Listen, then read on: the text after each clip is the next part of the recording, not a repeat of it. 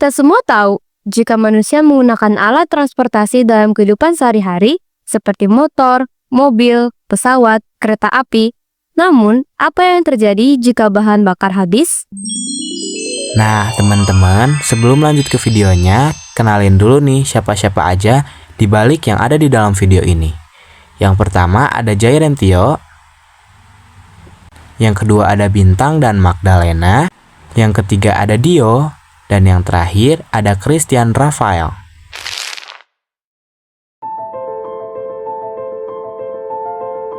Jadi, apa sih yang dimaksud energi tak terbarukan itu?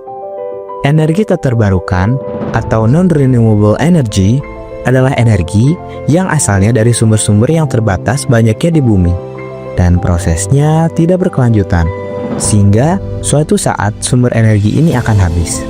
Energi tak terbarukan mencakup energi fosil seperti batu bara, minyak bumi, dan gas alam, dan energi nuklir seperti bahan bakarnya adalah uranium yang persediaannya terbatas. Nah, pada energi tak terbarukan ada yang namanya konversi energi. Apa itu konversi energi? Konversi energi adalah perubahan energi dari satu bentuk ke bentuk lainnya. Ini adalah proses yang sangat umum dalam kehidupan sehari-hari kita. Menarik banget kan teman-teman? Sistem konversi energi pada pembangkitan energi listrik tak terbarukan dari energi fosil dan nuklir memiliki prinsip yang sama loh teman-teman. Yang membedakan hanyalah bahan bakarnya. Proses konversi energinya memiliki 3 tahapan, yaitu yang pertama, energi kimia yang tersimpan dalam bahan bakar digunakan untuk memanaskan fluida, sehingga menjadi energi panas dalam bentuk uap yang bertekanan dan bersuhu tinggi. Tahap kedua, energi panas dan uap dikonversi menjadi energi mekanik dalam bentuk putaran. Dan tahap ketiga, energi mekanik putaran diubah menjadi energi listrik. Nah teman-teman, ada beberapa contoh sumber energi yang tak terbarukan. Salah satunya yaitu batu bara. Batu bara merupakan salah satu bahan bakar fosil. Batu bara merupakan campuran yang sangat kompleks dari zat kimia organik yang mengandung karbon, hidrogen, dan oksigen dalam senyawa hidrokarbon, serta sedikit nitrogen dan sulfur. Batu bara dibentuk oleh hasil karbonisasi pepohonan dan tumbuhan.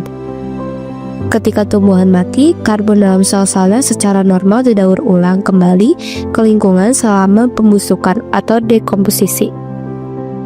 Yang kedua, ada gas alam. Penggunaannya juga lebih bersih dan ramah lingkungan sehingga tidak menimbulkan polusi terhadap lingkungan. Keunggulan lain gas alam adalah tak berwarna, tak berbau, tidak korosif, dan tidak beracun.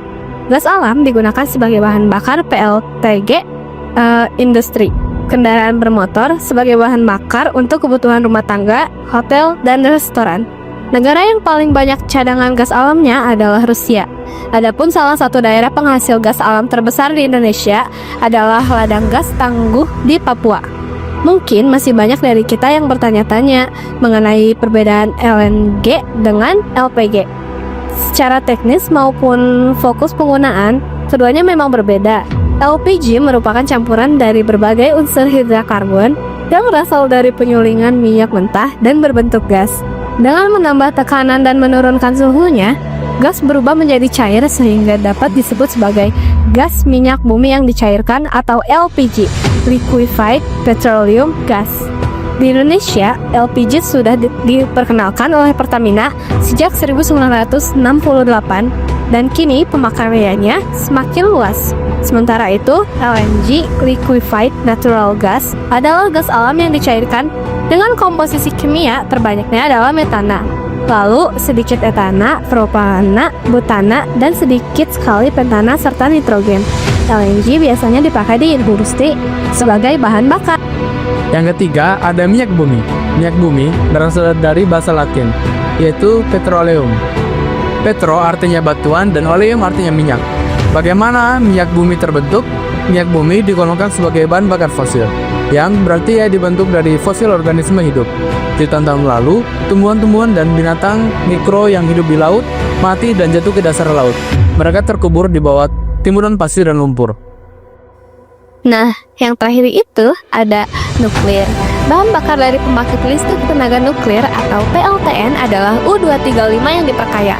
Para pendukung energi non-nuklir tidak memasukkan tenaga nuklir sebagai bagian energi terbarukan karena persediaan U235 di alam terbatas, katakanlah ratusan tahun, dan U235 tidak dapat diproduksi ulang. Tidak berkelanjutan keunggulan energi nuklir U235. Jika semua U238 yang tersedia di alam jumlahnya ribuan kali, jumlah U235 berhasil diubah menjadi PU239. Dapat terjadi peningkatan jumlah bahan bakar nuklir sampai ribuan kali. Katakanlah minimal VLTN dapat menghasilkan energi listrik yang sangat besar jika dibandingkan dengan pembangkit listrik tenaga fosil. Saat ini harga listrik per kWh energi nuklir masih lebih mahal daripada energi fosil. Akan tetapi, dengan teknologi yang makin efisien dan terutama jika penggunaannya makin banyak, maka di masa depan harga energi nuklir akan lebih murah daripada energi fosil. Kerugian dari tenaga nuklir harus ditanggung oleh pengguna energi ini, yaitu masalah kesehatan apabila terjadi kebocoran reaktor.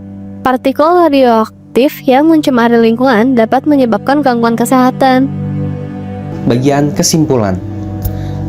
Nah, kesimpulan kita ambil dari pembahasan kita pada hari ini adalah energi tidak terbarukan berasal dari sumber daya alam yang terbatas dan tidak dapat diperbaharui dalam waktu yang singkat, seperti gas alam, batu bara, minyak bumi, dan nuklir.